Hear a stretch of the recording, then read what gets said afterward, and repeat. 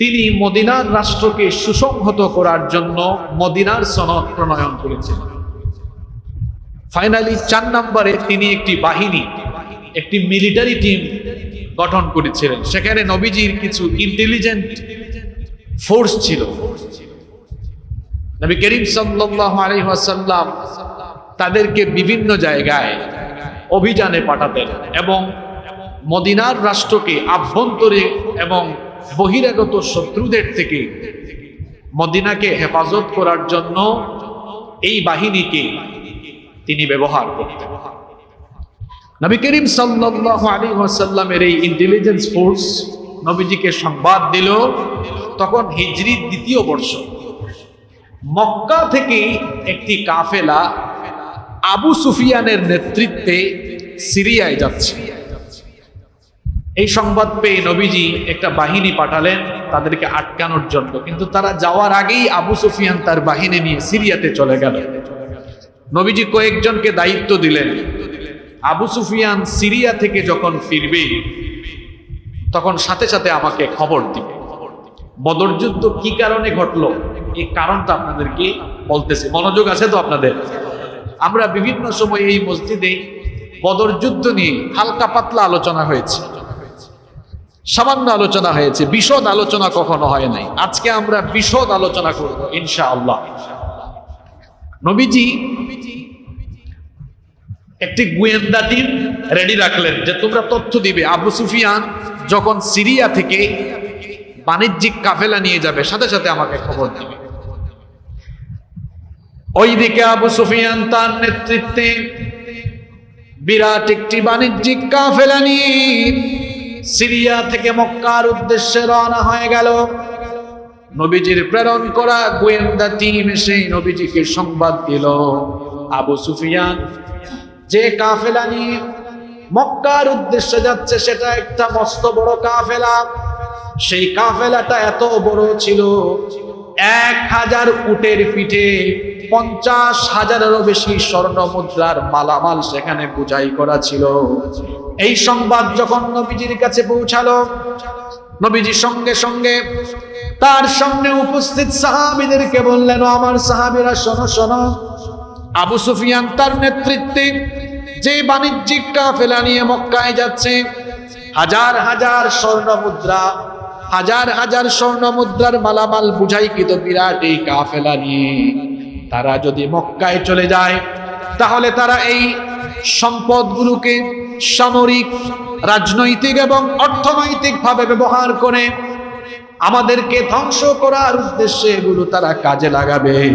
সুতরাং আবু সুফিয়ানের এই বাণিজ্যিক কাফেলা মক্কায় যাওয়ার আগেই আমাদেরকে বাধাগ্রস্ত করতে হবে।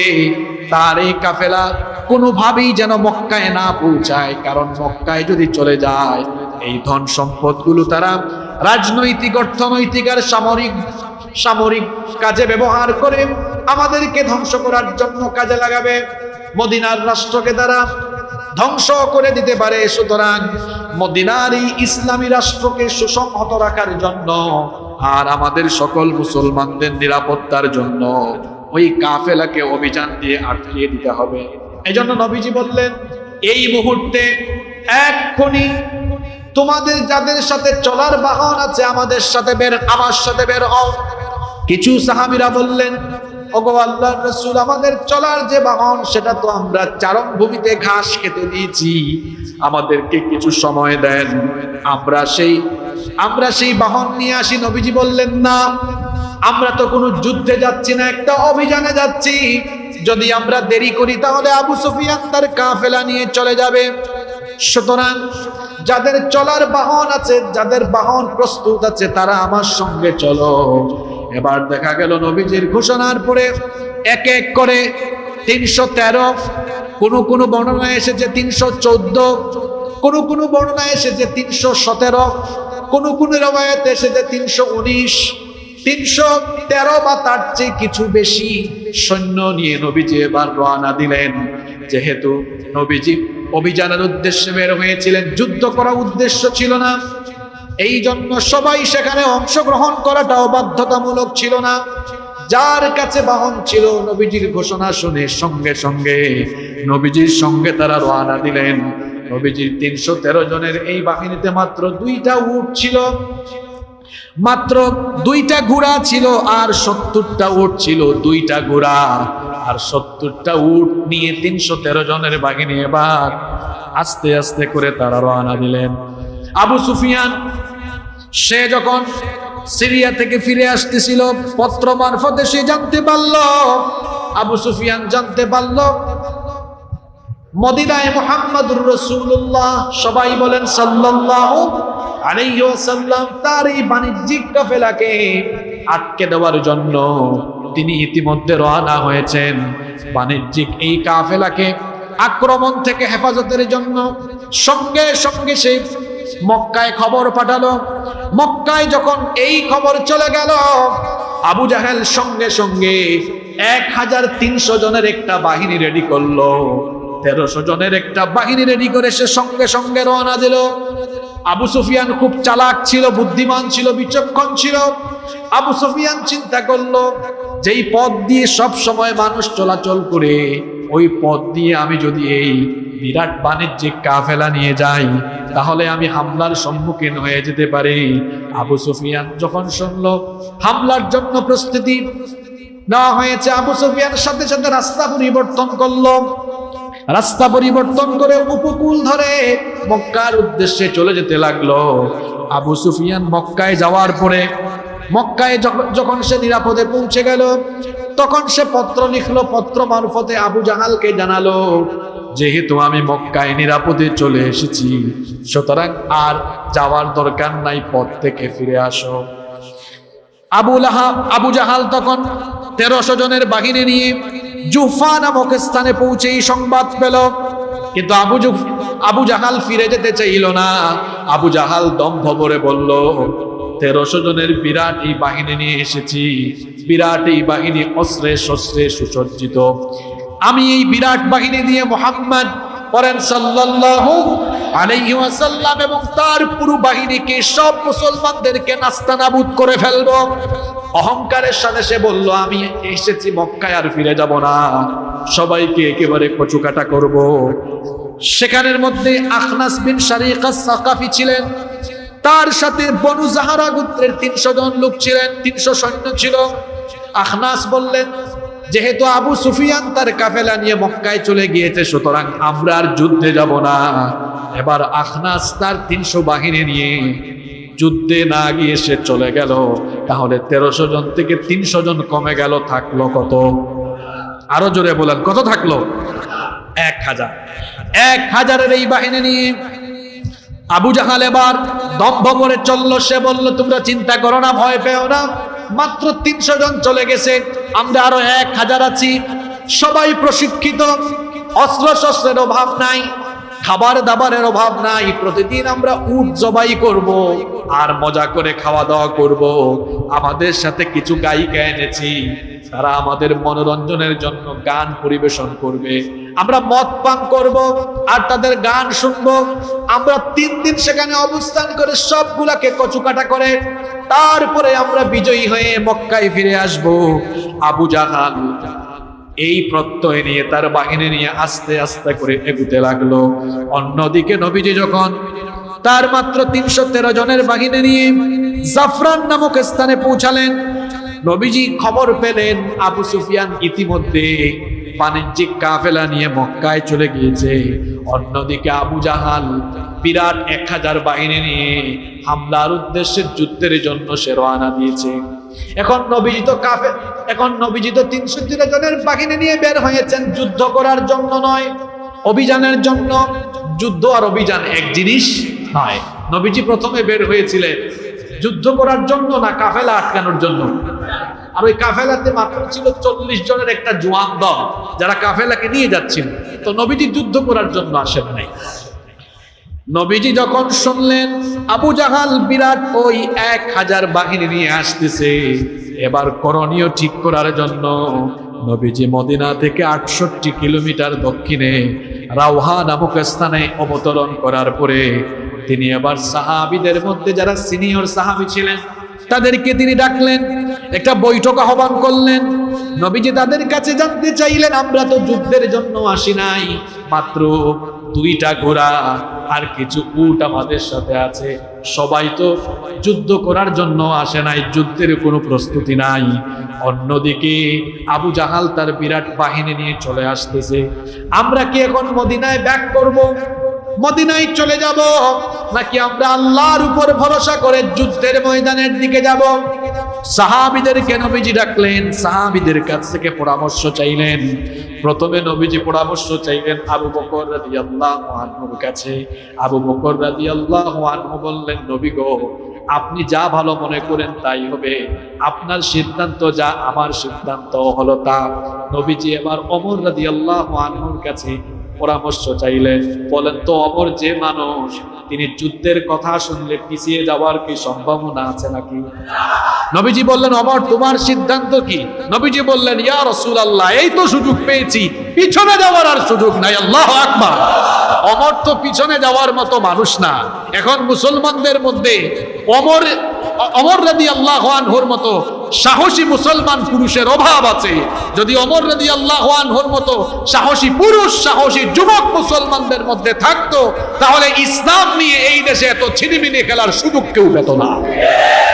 ওমর রাদিয়াল্লাহু আনহু বললেন, ইয়া রাসূলুল্লাহ সাল্লাল্লাহু আলাইহি ওয়াসাল্লাম, এতদিন ধরে তো অপেক্ষায় আছি, কাফেরগুলোরে পাবো আর সাইজ করব, আর পিছনে যাওয়ার সুযোগ। নবীজি পরামর্শ চাইলেন আরেকজন মুহাজির সাহাবী মিকদাদ ইবনুল আসওয়াদ রাদিয়াল্লাহু আনহু। তিনি দাঁড়িয়ে গেলেন। তিনি দাঁড়িয়ে অত্যন্ত তেজস্বী ভাষায় বললেন, তিনি বললেন, ইয়া রাসূলুল্লাহ, সবাই পড়েন সাল্লাল্লাহু আলাইহি ওয়াসাল্লাম, ইমদি লিমা আরাকাল্লাহ ফানাহনু মাক। আল্লাহ আপনাকে যেদিকে আদেশ করেছেন, আল্লাহর দেখানো পথে আমাদেরকে নিয়ে চলুন। ফানাহনু মাক, আমরা আপনার সাথে আছি। ওয়াল্লাহি, আল্লাহর কসম, লা নাকুলু লাকা কামা ক্বালাত বানু ইসরাঈল লিমূসা। আল্লাহর কসম করে বলছি, আমরা শপথ করছি আল্লাহর নামে, বনি ইসরাইলের লোকেরা তাদের নবী মূসা আলাইহিস সালামের সাথে যুদ্ধ করার জন্য আমালেকা বিরাট সেই সম্প্রদায়ের সাথে যুদ্ধ করতে গিয়ে যুদ্ধের ময়দানে তারা যেভাবে বলেছিল, যুদ্ধের ময়দানে গিয়ে শত্রুদের বিরাট বাহিনী আর শক্তিমত্তা দেখে মূসা নবীর উম্মত তখন মূসা নবীকে বলেছিল, ইযহাব আনতা ওয়া রাব্বুকা ফাকাতিলা ইন্না হাহুনা কাঈদুন। মূসা, এদের বিরুদ্ধে যুদ্ধ করার কোনো শক্তি আর সাহস আমাদের নাই, আমরা তোমার সাথে এসেছি, এখন তুমি আর তোমার আল্লাহ দুইজনে মিলে যুদ্ধ করো, আমরা দেখি। মিকদাদ রাদিয়াল্লাহু আনহু বললেন, বনি ইসরাইলের ওই ঘাড় তেরা লোকদের মতো আমরা আপনার সাথে ঘাড় তেরামি আচরণ করব না। যুদ্ধের কথা বলে যুদ্ধের ময়দানে গিয়ে আমরা আপনাকে ছেড়ে দিব না, বরং আমরা আল্লাহর নামে শপথ করে বলছি, ইযহাব আনতা ওয়া রাব্বুকা ফাকাতিলা ইন্না মাআকুমা মুকাতিলুন। আমরা বলছি আমাদেরকে নিয়ে যুদ্ধের ময়দানে চলুন, হয় আমরা সেখানে যুদ্ধ করে বিজয়ী হব, নইলে আমরা শাহাদাতের সুধা পান করে শহীদ হব, তাও আমরা একা আপনাকে ময়দানে ছেড়ে দিব না, আমরা আপনাকে ছেড়ে যাব না। আমরা আপনার সাথে যতক্ষণ প্রাণ থাকবে ততক্ষণ আমরা আল্লাহর পথে লড়াই করে যাব। আল্লাহু আকবার। এর নাম হলো ইশকে রসুল, এর নাম হলো রসুল প্রেম। রসুলের সাথে গিয়ে কিংবা রসুলের আদর্শের জন্য জীবনটাকে হাসি মুখে দিয়ে দিবে, তাও রসুলের আদর্শকে দুনিয়ায় ভুলণ্ঠিত হতে দিবে না, ঠিক কি না? নবী করিম সাল্লাল্লাহু আলাইহি ওয়াসাল্লাম মিকদাদ রাদিয়াল্লাহু আনহুর কাছ থেকে এই কথা শুনে তিনি প্রফুল্লিত হয়ে গেলেন। তিনি তখন বললেন, ফাওয়াল্লাযী বাআসাকা বিল হক। নবীজি তখন বললেন, আমি অনেক খুশি হলাম মিকদাদ, তোমার জন্য দোয়া রইল। নবীজি চিন্তা করলেন, আমি তো পরামর্শ চাইলাম, যারা পরামর্শ দিল তারা সবাই হলো মুহাজির, হিজরতকারী সাহাবী, কিন্তু মদিনার কোনো সাহাবী আনসাররা তো কোনো কথা বলে না, কারণ মুহাজিরদের চাইতে আনসারদের সংখ্যা ছিল কম না বেশি? আরো জোরে বলেন, কম না বেশি? বেশি। নবীজি বললেন, কি ব্যাপার আমার আনসার সাহাবীরা, তোমরা নিশ্চুপ কেন? তোমরা তো কোনো কথা বলো না, তাহলে কি তোমরা মদিনার বাহিরে গিয়ে যুদ্ধের জন্য প্রস্তুত নও? তখন আউস গোত্রের নেতা সাদ বিন মুআজ রাদিয়াল্লাহু আনহু বললেন, ওগো আল্লাহর নবী, এটা আপনি কেমন করে বললেন? যদিও মদিনার সনদ অনুযায়ী মদিনার বাহিরে গিয়ে আমরা আপনার সাথে যুদ্ধ করা এটা আমাদের কোনো চুক্তির ভেতরে নাই, কিন্তু এরপরেও তো আমরা ঈমান এনেছি। ঈমানের চুক্তি হলো নবীজি যা বলবেন তাই আমরা মাথা নত করে মেনে নিব। আল্লাহু আকবার। তিনি তখন বললেন, ওগো আল্লাহর রাসূল, আমরা আপনাকে এভাবে ছেড়ে দিতে পারি না। শোনেন, আমরা যে সিদ্ধান্ত নিয়েছি সেটা হলো এই, লাউইস্তারাত্তা বিনা হাযাল বাহর ফাখুদতাহু লাখুদনাহু মাক। ওগো আল্লাহর নবী, আপনি যদি আমাদেরকে নিয়ে সাগরেও ঝাঁপ দেন, আমরা চিন্তা করব না সাগরে ঝাঁপ দেওয়ার পরে কি হবে। প্রয়োজনে আমরা আপনার জন্য জীবন দিয়ে দিব, তাও আমরা আপনাকে কখনো একা ছেড়ে দিব না। তিনি আরো বললেন, মা তাখাল্লাফা মিন্না রাজুলুন ওয়াহিদ, আমাদের একজন লোকও পিছিয়ে থাকবে না।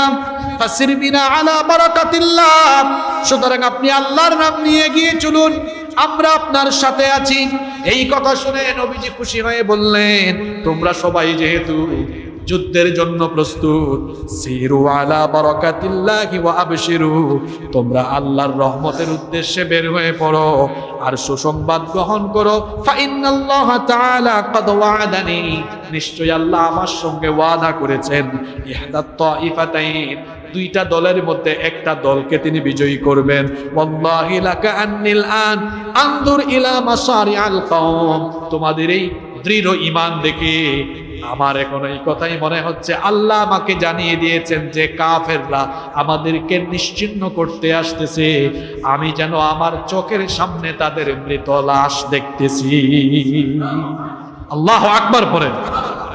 কোরআনে কারিমে আল্লাহ এই কথাটা এভাবে বলেছেন, সূরা আনফালের 7 এবং 8 নম্বর আয়াতে আল্লাহ বলছেন, ওয়া ইন ইয়াইদুকুমুল্লাহু ইহদাত তাইফাতাইনি আন্নাহা লাকুম ওয়া তাওয়াত্তুনা আন্না গায়রা যাতিশ শাওকাতি তাকুনু লাকুম ওয়া ইউরিদুল্লাহু আন ইউহিক্কাল হক بكلماته ويقطع دابر الكافرين।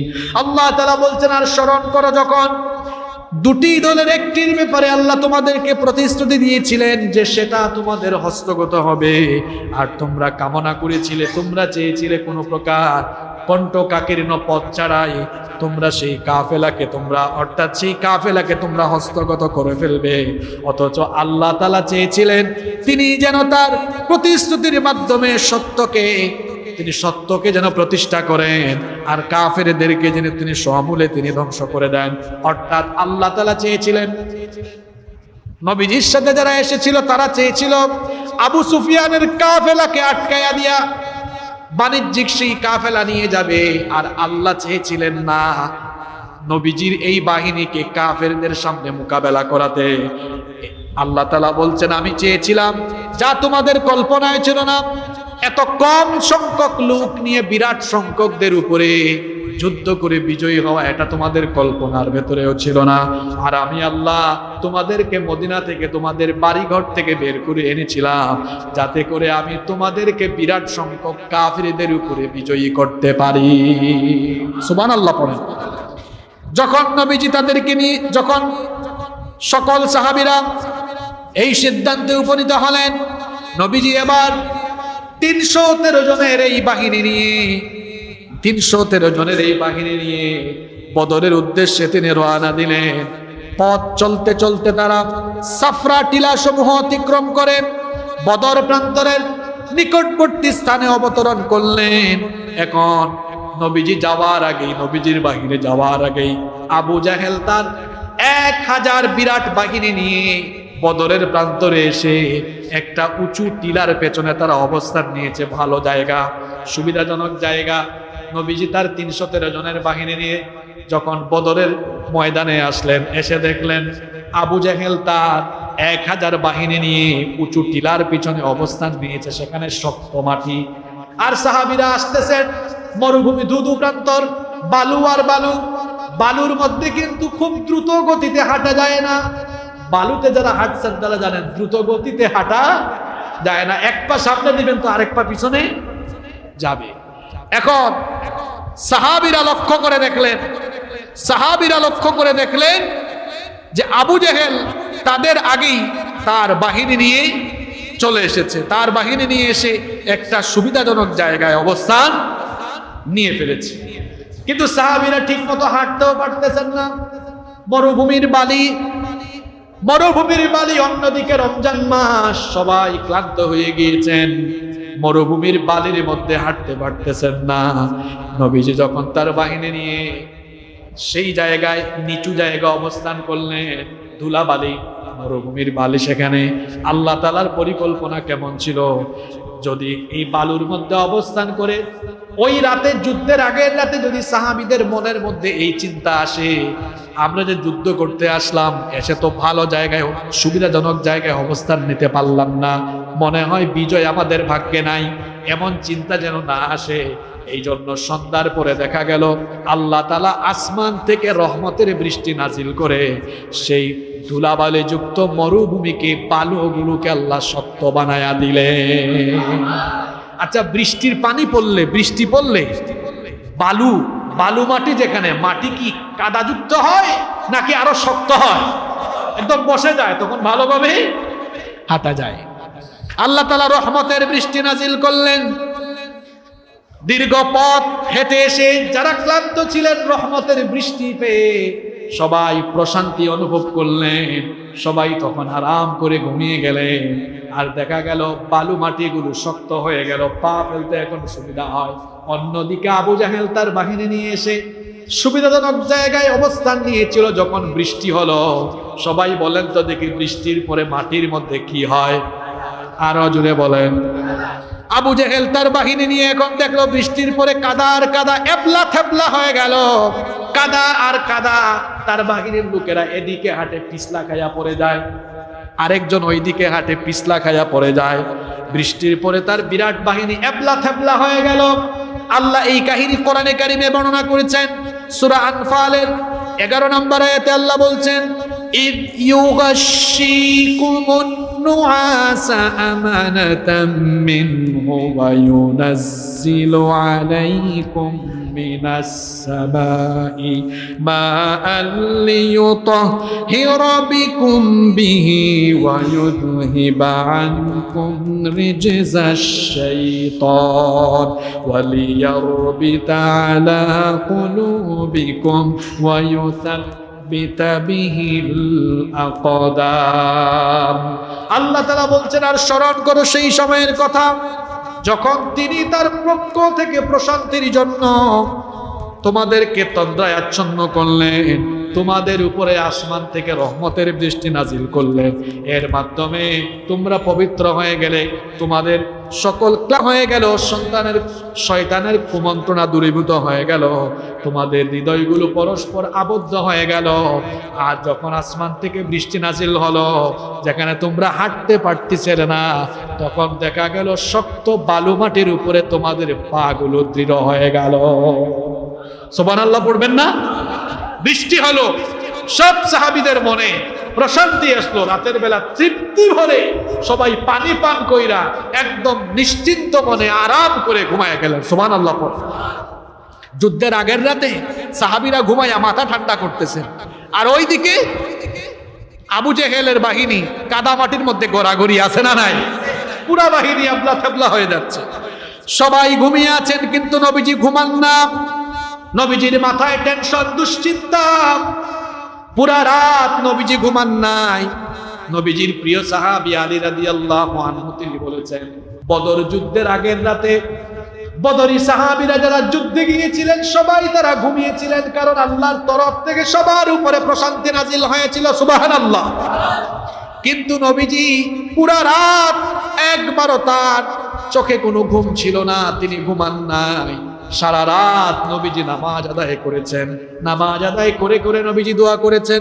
নবীজি যুদ্ধের আগের রাতে বারবার দোয়া করেছেন আর বলেছেন, আল্লাহুম্মা, হে আল্লাহ, ইন্নাকা ইন তুহলিক হাদিহিল ইসাবাহ, আমার সাথে যে কাফেলা এসেছে, আমার সাথে যে বাহিনী এসেছে, এই বাহিনী যদি কাফেরদের কাছে ধ্বংস হয়ে যায়, লা তুবাদ ফিল আরদি আবাদা, তাহলে তোমার জমিনের উপরে তোমার ইবাদত করার মতো আর কেউ বাকি থাকবে। সুতরাং তুমি আমাদেরকে সাহায্য করো, তোমার সাহায্য ছাড়া আমরা এই যুদ্ধের মধ্যে অসম যুদ্ধ, তাদের সংখ্যা আমাদের চাইতে বেশি, তুমি যদি সাহায্য না করো তাহলে আমরা নাস্তানাবুদ হয়ে যাব। বলেন তো নবীজি যদি আল্লাহর কাছে হাত তুলেন দোয়া করে, সেই দোয়া কি আল্লাহ ফিরাইয়া দিবেন নাকি? যখনই নবীজি আল্লাহর কাছে দোয়া করলেন, আল্লাহ তাআলা সঙ্গে সঙ্গে জবাব দিয়ে দিলেন, আয়াত আল্লাহ নাজিল করলেন, আল্লাহ জানিয়ে দিলেন। কোরআনে কারীমে আল্লাহ এই ঘটনা এভাবে তুলে ধরেছেন। আল্লাহ বলছেন, ইত্তাস্তাগীসুনা রাব্বাকুম ফাস্তাজাবা লাকুম আন্নী মুমিদ্দুকুম বিআলফিম মিনাল মালাইকাতি মুরদিফিন। আল্লাহ বলছেন, আর স্মরণ করো যখন তোমাদের পালন কর্তার নিকটে কাতর হয়ে প্রার্থনা করেছিলে, তখন তিনি প্রার্থনা কবুল করে সঙ্গে সঙ্গে জানিয়ে দিয়েছিলেন, তোমরা ভাবতেছো অসম যুদ্ধ, তোমাদের সংখ্যা কম, কিন্তু আল্লাহ যার পক্ষে থাকবেন তাদের শক্তি কম না বেশি। আল্লাহ বললেন, আপনার সাথে নবী বাহিনী কম তো কি হয়েছে, আমি আমার শক্তিশালী ফেরেশতার 1000 বাহিনী, অন্য আয়াতে আল্লাহ বলেছেন 3000 বাহিনী, অন্য আয়াতে আল্লাহ বলেছেন 5000 বাহিনী। তার মানে হলো আল্লাহ নবীজিকে আয়াত নাজিল করে সান্ত্বনা দিয়েছেন, নবী গো ওদের সংখ্যা আপনার চাইতে 3 গুণ বেশি, ভীত হবেন না, সন্তুষ্ট হবেন না, কারণ আমি আপনার এই বাহিনীর সাথে আমার স্পেশাল হাজার হাজার শক্তিশালী ফেরেশতা নাজিল করে কাফিরদের উপরে আমি আপনাকে বিজয়ী করব। আল্লাহ যখন এই ওয়াদা নবীজিকে দিলেন, নবীজি সঙ্গে সঙ্গে ডাক দিলেন, আবু বকর কোথায়? নবীজি সঙ্গে সঙ্গে তার প্রিয় বন্ধু আবু বকরকে ডাকলেন, ডেকে বললেন, আবশির আবশির ইয়া আবা বকর, হে আবু বকর সুসংবাদ নাও, আতাকা নাসরুল্লাহ, আল্লাহর সাহায্য চলে আসতেছে। আল্লাহ আমাকে ওয়াদা করেছেন বদরে তিনি আমাকে বিজয় দিবেন। আল্লাহর ওয়াদা পাওয়ার পরে আমি যেন চোখের সামনে উতবা, শাইবা আর আবু জেহেল এদের মৃত লাশ আমি চোখের সামনে দেখতে পাচ্ছি। আল্লাহু আকবার। নবীজি যখন সাহাবীদেরকে এই কথা শোনালেন, সাহাবীদের ঈমানি তেজ আরো বেড়ে গেল, সাহস আরো বেড়ে গেল। নবীজি বদরের যুদ্ধের দিন সকালবেলা তার হাতের মধ্যে 1 মুষ্টি মাটি নিলেন, হাতের মধ্যে 1 মুষ্টি মাটি নিয়ে শাহাতিল বুজু বলে ছুঁড়ে দিলেন। নবীজি সেই মাটিগুলো কাফেরদের নাকে মুখে গিয়ে চোখের মধ্যে গিয়ে পড়ে গেল, সবগুলো কাফের এলোমেলো হয়ে দিক বিদিক ছুটাছুটি করলো। নবীজি বললেন, সকল সাহাবীদেরকে বললেন, এবার সবার উপরে আক্রমণ আরম্ভ করো। নবীজি বললেন, ভয় পেও না, এদের সংখ্যা আমাদের চাইতে বেশি, ভয় পেও না, সাহাবীরা আল্লাহ ওয়াদা দিয়েছেন বিজয় দিবে, তোমরা যুদ্ধের ময়দানে ঝাঁপিয়ে পড়ো। কুমু ইলা জান্নাতিন আরদুহা কারদিস সামাওয়াতি ওয়াল আরদ, চলো, এটা যুদ্ধের ময়দান নয়, এটা হলো জান্নাতের বাগান। এখানে যদি জীবন চলে যায় তাহলে আসমান আর জমিনের চাইতে বিশাল জান্নাত আল্লাহ তোমাদেরকে উপহার দিবে। বুখারীর ভেতরে একটা হাদিস এসেছে, একজন আনসারী যুবক সাহাবী, তার নাম হচ্ছে উমাইর ইবনুল হুমাম, ওয়া কানা ইয়াকুলুত তামার, তিনি খেজুর খাচ্ছিলেন। নবীজির জবান থেকে এই কথা শুনে সকালবেলা নবীজি বক্তব্য দিচ্ছেন, খেজুর খাচ্ছিলেন, ব্রেকফাস্ট করছিলেন। নবীজির মুখ থেকে এই কথা শুনে তিনি বললেন, বাহ বাহ ইয়া রাসূলুল্লাহ, সবাই বলেন সাল্লাল্লাহু আলাইহি ওয়াসাল্লাম। কি ফ্যান্টাস্টিক কথা শুনালেন, কি চমৎকার কথা শুনালেন। এখানে জীবন চলে গেলে দুনিয়া আসমান জমিনের চাইতে বিশাল জান্নাত আমি পাবো। নবীজি বললেন, নাম। নবীজি বললেন, বালা, অবশ্যই। তখন ওই সাহাবী বললেন, যুবক সাহাবী বললেন, লা ইন আনা হুইতু আন আকুলা তামারাতি হাদিহি ইন্নাহা লাহায়াতুন তামিলা, আপনার জবান থেকে এই কথা শুনে আমি যদি খেজুর খাইয়া সময় নষ্ট করি তো জান্নাতে ঢুকতে আমার দেরি হয়ে যাবে। সঙ্গে সঙ্গে খেজুরের প্যাকেটটা, ব্যাগটা হাত থেকে ছুঁড়ে ফেলে দিয়ে তরবারি হাতে নিয়ে বদরের ময়দানে তিনি ঝাঁপিয়ে পড়ে লড়াই করতে করতে শহীদ হয়ে গেলেন। বদরের শহীদদের লাশ যখন একত্রিত করা হয়েছিল, সাহাবীরা বলেছিলেন, নবী এরা আপনি চিনছেন? ওই যুবক সাহাবী শহীদ হওয়ার জন্য খেজুরটা খায় নাই, ফেলে দিয়ে লড়াই করে শহীদ হয়েছে। নবীজি সাহাবীদেরকে বলেছিলেন, সব সাহাবী সাক্ষী থাকো, আমি ঘোষণা করছি, আমি সাক্ষী দিচ্ছি, ইন্নাহু মিন আহলিহা, নিশ্চয়ই আমার এই সাহাবী আল্লাহর প্রতিশ্রুত ওয়াদাকৃত এই জান্নাতের উত্তরাধিকারী হবে, এতে কোনো সন্দেহ নাই। আল্লাহু আকবার। নবীজির সাহাবীরা যুদ্ধে ঝাঁপিয়ে পড়লেন। বিরাট একটা যুদ্ধ শুরু হয়ে গেল। যুদ্ধ যখন আরম্ভ হয়ে গেল, তখন দেখা গেল আল্লাহ যেভাবে ওয়াদা দিয়েছিলেন, ওয়াদা মোতাবেক হাজার হাজার ফেরেশতার বাহিনী এবার বদরের ময়দানে আসা শুরু হয়ে গেল। সুবহানাল্লাহ। কিন্তু ফেরেশতাদেরকে কোনো সাহাবী দেখে না, শুধু মাঝে মাঝে দেখা যায় নবীজির সাথে কোনো সাহাবীরা কাফেরকে আঘাত করে না, কিন্তু হঠাৎ করে দেখা যায় ওই কাফেরগুলোর শরীর থেকে গর্দানটা আলাদা হয়ে যায়। কি ব্যাপার? আশ্চর্য ব্যাপার। কেউ মারে না কিন্তু মরে যায়। এই কথা আল্লাহ কোরআনে বলছেন, তোমরা মারো নাই, মেরেছেন যিনি, তিনি কে? দেখেন, আমাদের ঈমান যদি ঈমানের মতো ঈমান হয়, সংখ্যাও যদি কম হয়, আমরা গিয়ে ইসলামের বিরোধীদের উপর অ্যাকশন নেওয়া লাগবে না। অ্যাকশন যিনি নিয়ে নেবেন বলেন তিনি কে? বলেন তো ফেরাউনের মতো শয়তানকে, মুসা নবীর সাথে যারা ছিলেন তারা ফেরাউনকে মেরেছে না আল্লাহ মেরেছেন? নমরুদের মতো স্বৈরাচারী শয়তানকে ইব্রাহিম নবী মেরেছেন নাকি আল্লাহ মেরেছেন? আবু জেহেলের এই বাহিনীর 313 জন, কমন সেন্স কি বলে 313 জন দিয়ে সম্ভব 1000 জনের সাথে?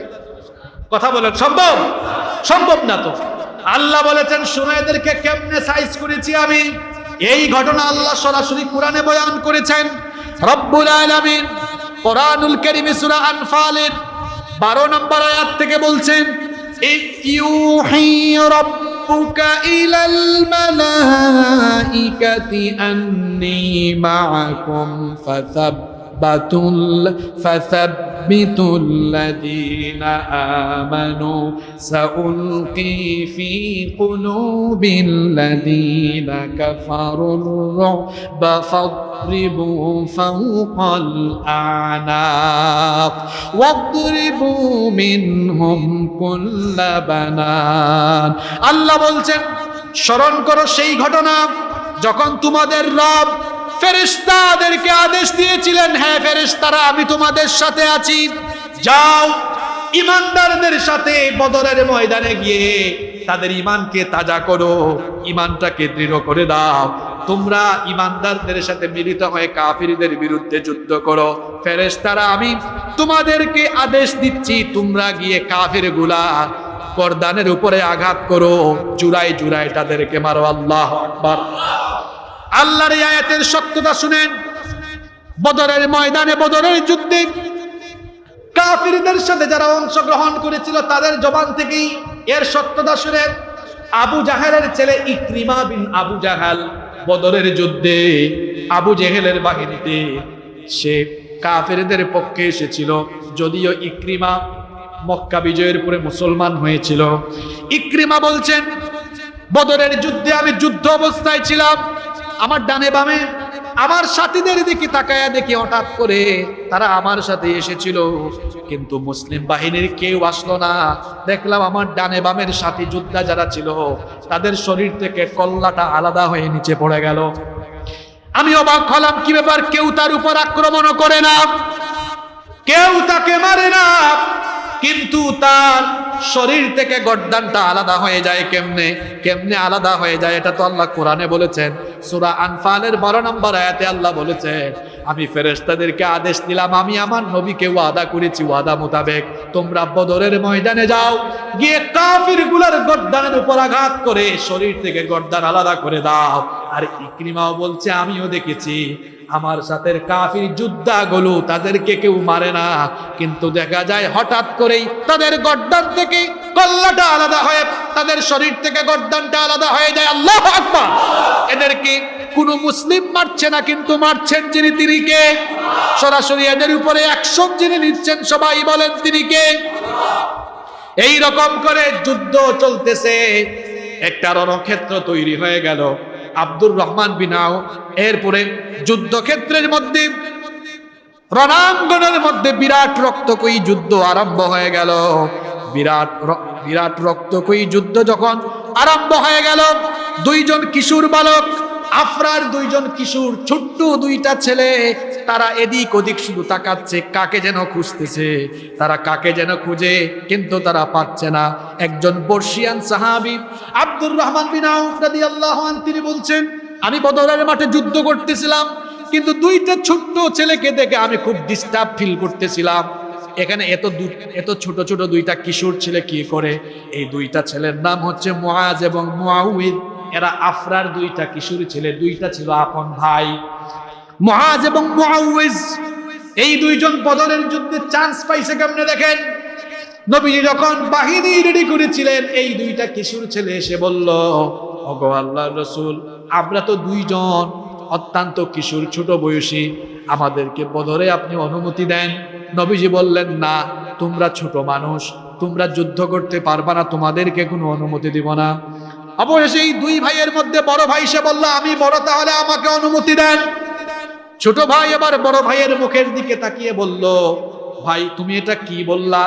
একসাথে আমরা খাবার দাবার খাই, দুই ভাই একসাথে খেলাধুলা করি, দুই ভাই একসাথে আমরা সফর করি, এখন যুদ্ধে তুমি চলে যাবা আর আমি বসে থাকবো, এটা তো হইতে পারে না। চান্স হইলে দুইজনেরই চান্স হওয়া লাগবে। ছোট ভাই তখন বলল, গো আল্লাহর নবী, আমার বড় ভাই সে বয়সে বড়, এই জন্য দাবি করছে, তাকে যেন আপনি অনুমতি দেন। ও শুধু বয়সে বড়, কিন্তু কোনো কামের না, ওর শরীরে শক্তি কম, আমার শরীরে শক্তি বেশি। যদি এটা আপনি যাচাই করতে চান, তো আমাদের দুই ভাইয়ের মধ্যে একটু মারামারি লাগায়া দেন, কুস্তি লাগায়া দেন, দেখবেন ও আমার সাথে পারে না। নবীজি এবার মুচকি হেসে দিয়ে বললেন, ঠিক আছে, দুই ভাইয়ের মধ্যে দেখি কার শক্তি বেশি। দুইজন যখন কুস্তি আরম্ভ করলো, ছোটটা তো চান্স পাওয়ার জন্য এমনি একটা ভাব নিয়ে বলছে তার শরীরে শক্তি বেশি। দেখা গেল বড় ভাই প্রথম দফাতেই তার ছোট ভাইকে নিচে ফেলে দিল। যখন নিচে পড়ে গেছে ছোট ভাই, তখন কি বলল দেখেন, কানে কানে বলল, ভাই তোমার সাথে তো আমি পারবো না, এটা আমিও জানি, কিন্তু তুমি যে আমারে ফালায় দিলা, এখন তো নবীজি আমাকে অনুমতি দিবেন না, তুমি এবার একটু লুজ হয়ে থাকো, তোমার একটা ধাক্কা দিয়ে আমি এবার নিচে ফালায় দেই, তাহলে নবীজিকে বলবো সে প্রথম দফায় ফালাইলে কি হবে, পরে কিন্তু আমি তাকে ফেলে দিয়েছি, দুইজনই চান্স পাওয়ার সম্ভাবনা থাকবে। নবীজি এটা শুনে ফেললেন।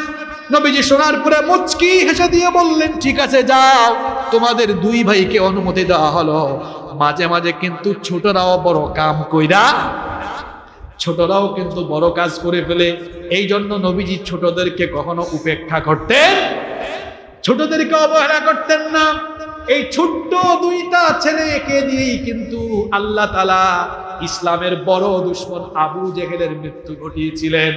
আব্দুর রহমান বিন আউফ রাদিয়াল্লাহু আনহু বলছেন, বদরের যুদ্ধের দিন রণাঙ্গনে যখন তুমুল যুদ্ধ চলছে, তুমুল লড়াই চলছে, এই দুইটা পিচ্চি ছেলেকে দেখে আমি বড় বিরক্ত হলাম যে এই দুইটা ছেলে এখানে কি করবে, কাউকে মারার আগে তারাই তো মরে যাবে। এদের দিকে তাকায় যখন আমি এটা ভাবতেছিলাম, সঙ্গে সঙ্গে দুইটা ছেলে আমার কাছে আসলো, এসে বলল, ইয়া আম্মি, হে চাচা, আরিনি আবা জাহাল, আমাদেরকে একটু আবু জাহাল দেখায় দেন, কোনটা আবু জাহাল? আব্দুর রহমান বিন আউফ অবাক হয়ে গেলেন, এই দুই ছেলে আবু জাহালকে খুঁজে কেন? নবীজি বললেন, তখন আব্দুর রহমান বিন আউফ বললেন, তোমরা আবু জাহেলকে খুঁজতেছো কেন, কারণ কি? দেখেন ছেলে দুইটা ছোট, কিন্তু দিলের ভেতরে নবী প্রেম কেমন ছিল। তারা জবাবে বলল, উখবিরতু আন্নাহু ইয়াসুব্বু রাসূলুল্লাহ, সবাই পড়েন সাল্লাল্লাহু আলাইহি ওয়াসাল্লাম, আমরা শুনেছি, আমাদের কাছে খবর আছে, এই লোক আবু জাহাল সে নাকি নবীজিকে সবচেয়ে বেশি গালাগালি করেছে, মক্কায় নাকি নবীজিকে সবচেয়ে বেশি কষ্ট দিয়েছে। এজন্য আজকে বদরের যুদ্ধে আমাদের প্রধান এবং প্রথম টার্গেট হলো আবু জাহেল। একটু আবু জাহাল দেখায় দেন।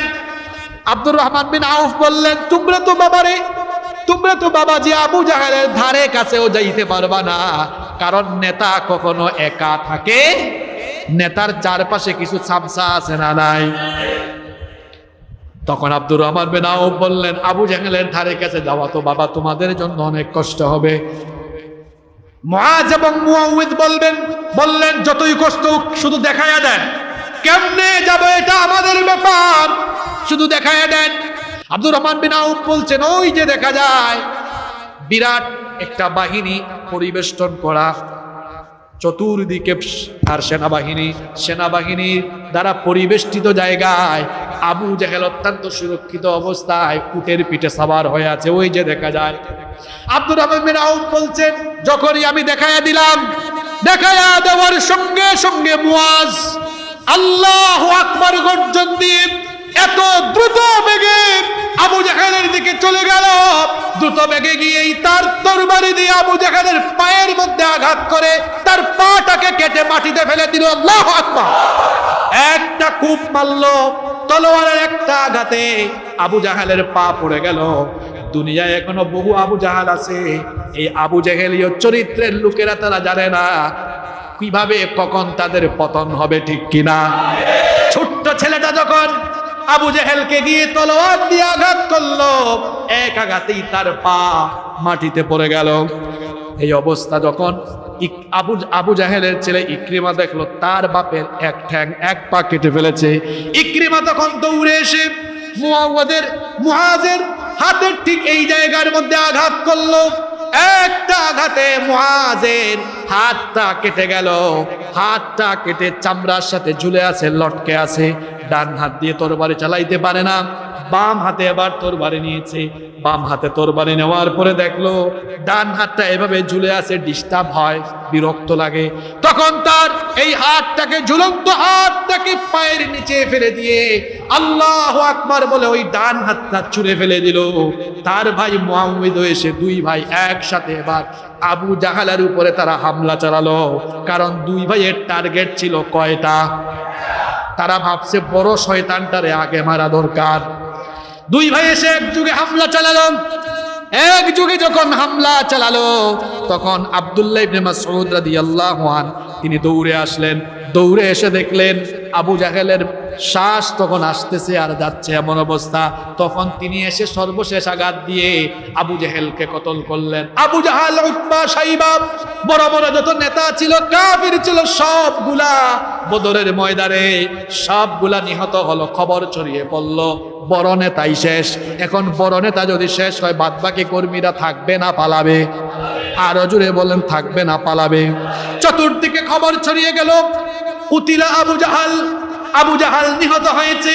এবার যখন যুদ্ধের ময়দানে বড় বড় সকল কাফিরগুলো নিহত, তখন বাদ বাকি ছোট ছোট পাতি নেতা আর কর্মী যারা ছিল তারা এবার আরম্ভ করছে দৌড়। দৌড়াইতে দৌড়াইতে কুল পায় না। 70 জন কাফিরকে ওই বদরের ময়দানে নিহত করা হলো। 70 জন নিহত হলো, 70 জনকে বন্দী করা হলো। আর 313 জনের ক্ষুদ্র এই বাহিনী থেকে মাত্র 6 জন মুহাজির আর 8 জন আনসার, মোট 14 জন শহীদ হয়ে আল্লাহর দরবারে চলে গেলেন। বিরাট অসম এই যুদ্ধে মুসলমানদেরকে সরাসরি মদদ দিয়ে যিনি সাহায্য করেছেন, সবাই গলার আওয়াজ বড় করে বলেন, তিনি কে? এটা ছিল অসম যুদ্ধ, ইসলামের প্রথম যুদ্ধ এবং কঠিন যুদ্ধ। সংখ্যায়ও মুসলমানরা কম, অন্যদিকে কাদের বিরুদ্ধে যুদ্ধ করবে? সবাই তো নিজের রক্তের সম্পর্কে।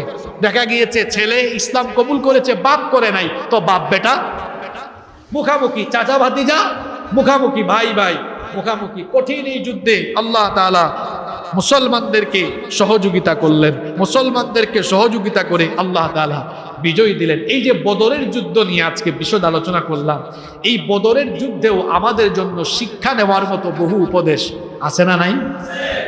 আছে। আমি এর মধ্যে কয়েকটা শিক্ষা বলি, বদরের যুদ্ধ থেকে আমরা কি কি শিক্ষা নেওয়া দরকার। নাম্বার 1, 1 নাম্বার, আপনি কোনো বাহিনী বা কোনো টিমের বা কোনো সম্প্রদায়ের নেতা হলে সবসময় নিজের সিদ্ধান্তকে সবার উপরে চাপিয়ে দিবেন না। যেন পরামর্শ ভিত্তিক কাজ করতে হবে। পরামর্শ ভিত্তিক কাজ করেছেন মুহাম্মাদুর রাসূলুল্লাহ সাল্লাল্লাহু আলাইহি ওয়াসাল্লাম। কিভাবে পরামর্শ ভিত্তিক কাজ করেছেন নিশ্চয়ই আপনাদের মনে আছে। নবীজি 313 জনের বাহিনী নিয়ে সর্বপ্রথম যে রওনা দিয়েছিলেন, যুদ্ধের জন্য না কাফেলা আটকানোর জন্য? যখন দেখলেন যুদ্ধ চলে আসতেছে, সামনে একটা রক্তক্ষয়ী যুদ্ধ, তখন নবীজি যুদ্ধের জন্য সাহাবীদেরকে সরাসরি নির্দেশ দিলেন না সবাইকে ডেকে পরামর্শ চাইলেন? কি চাইলেন? পরামর্শ চাইলেন। এজন্য পরামর্শ ভিত্তিক কাজ করতে হবে। বিশেষ করে যারা দিন কায়েমের আন্দোলন করেন তাদেরও পরামর্শ ভিত্তিক কাজ করতে হবে। ছোট কেউ পরামর্শ দিলে সেই পরামর্শ যদি গ্রহণযোগ্য হয় সেই পরামর্শ গ্রহণ করে নিতেই হবে। আর যদি নেতা নেতা ভাব দেখাইয়া সবসময় নিজেরটারই রাইট মনে করেন, পরামর্শ যেখানে নাই বরকত সেখানে নাই। পরামর্শ ভিত্তিক কাজ করেছেন মুহাম্মাদুর রাসূলুল্লাহ সাল্লাল্লাহু আলাইহি ওয়াসাল্লাম। তাহলে বদরের এই যুদ্ধ থেকে আমরা প্রথম যে শিক্ষা নিব সেটা হলো যে কোনো কাজে আমরা পরামর্শ করে সিদ্ধান্ত গ্রহণ করব, তাহলে বরকত আসবে যার তরফ থেকে, তিনি কে? নাম্বার 2, বিজয়ের জন্য, সফলতার জন্য দুয়ার দরকার আছে। দুয়া এমন একটা জিনিস, আমরা রমজানের প্রথম জুমায় আলোচনা করেছিলাম যে দুয়ার মাধ্যমে অসাধ্য জিনিসও মানুষের সাধ্যের ভেতরে চলে আসে। নবীজি বদরের যুদ্ধের আগের রাতে সব সাহাবীরা ঘুমাইছেন, নবীজি কি ঘুমিয়েছেন? সালাত আদায় করেছেন আর দোয়া করেছেন কার কাছে? আরো জোরে বলেন, কার কাছে? দোয়া কবুল করেছেন কে? বালা মুসিবত, বিপদ আপদ সব সময় দোয়া করতে হবে একজনের কাছে, তিনি কে? কারণ সকল ক্ষমতা যার হাতের মুঠায়, তিনি হচ্ছেন আল্লাহ পাক। তিনি যা চান ফাআলুল লিমা ইউরিদ, আমি আপনি যা চাই তা করতে পারি না, কিন্তু আল্লাহ যা চান তা তিনি করতে। তাহলে বদরের যুদ্ধ থেকে 1 নাম্বার শিক্ষা নিলাম যে কোনো কাজ আমরা পরামর্শ ভিত্তিক করব ইনশাআল্লাহ। 2 নাম্বার, আল্লাহর মদদ আসার জন্য দোয়া একটা অন্যতম মাধ্যম। এজন্য আমরা আমাদের সকল প্রয়োজন দোয়ার মাধ্যমে যার কাছে বলবো, তিনি কে? নাম্বার 3, বদরের 3 নম্বর শিক্ষা হলো সংখ্যায় বেশি হইলেই বিজয়ী হওয়া যায়, আর সংখ্যায় কম হলে বিজয়ী হওয়া যায় না। এটা একটা ভুল কথা। কারণ সংখ্যায় কম হলেও যদি তাদের উপরে আল্লাহর রহমত থাকে তো বেশি সংখ্যকের উপরে তারা বিজয়ী হয়ে যাবে। এজন্য রব্বুল আলামিন কোরআনে কারীমে বলেছেন, কাম মিন ফিআতিন কলিলাতিন গালাবাত ফিআতান কাসীরাতান বিইذনিল্লাহ ওয়াল্লাহু মা'আস সাবিরিন। আল্লাহ তাআলা বলছেন, এমন কত বাহিনী আছে যাদের সংখ্যা বেশি থাকা সত্ত্বেও কম সংখ্যক লোকেরা, কম সংখ্যক বাহিনী তাদের উপরে বিজয়ী হয়ে গিয়েছে। কার রহমতে? কার রহমতে?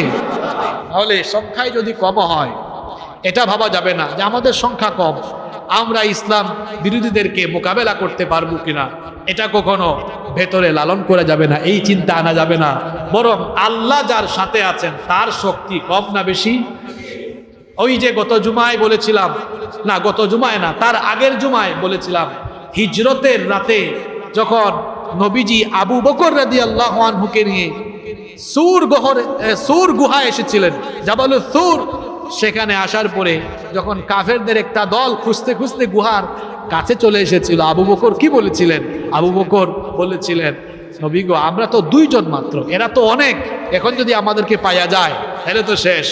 তখন নবীজি কি বলেছেন? লা তাহজান, লা তাহজান। এটা কত বড় মোটিভেশনাল কথা, লা তাহজান, ভীত হয় না, ইন্নাল্লাহা মা'ানা, আল্লাহ আমাদের সাথে আছেন। তাহলে আল্লাহ যার সাথে আছেন তার শক্তি কম না বেশি? এই বদরের যুদ্ধে আল্লাহ তাআলা নবীজিকে তাই বলেছিলেন, নবীজি আপনি সারা রাত না ঘুমায় ঘুমায় টেনশন করতেছেন, কালকে সকালবেলা দেখবেন আমার তরফ থেকে হাজার হাজার ফেরেশতা নাজিল করে আমি আপনাকে বিজয় দান করব। সুবহানাল্লাহ। তাহলে বুঝা গেল আল্লাহর জমিনে আল্লাহর দ্বীন কায়েম করতে হলে ভেতরে রুহানিয়ত নিয়ে আসা লাগবে। রুহানিয়ত, আধ্যাত্মিকতা বৃদ্ধি করা লাগবে। সরাসরি সম্পর্ক তৈরি করতে হবে কার সাথে? নামাজের মাধ্যমে, তিলাওয়াতের মাধ্যমে, তাহাজ্জুদের মাধ্যমে, সাজদার মাধ্যমে। এটি পাওয়া যায় নবীজি এবং সাহাবীদের জীবনী পড়লে। নবীজি তার সাথে সাহাবীরা দিনের বেলা আল্লাহর দ্বীন কায়েমের কাজ করেছেন, আর রাতের বেলায় সাজদায় মাথাটা নত করে গিয়ে আল্লাহর কাছে ধর্ণা দিয়েছেন। সুবহানাল্লাহ।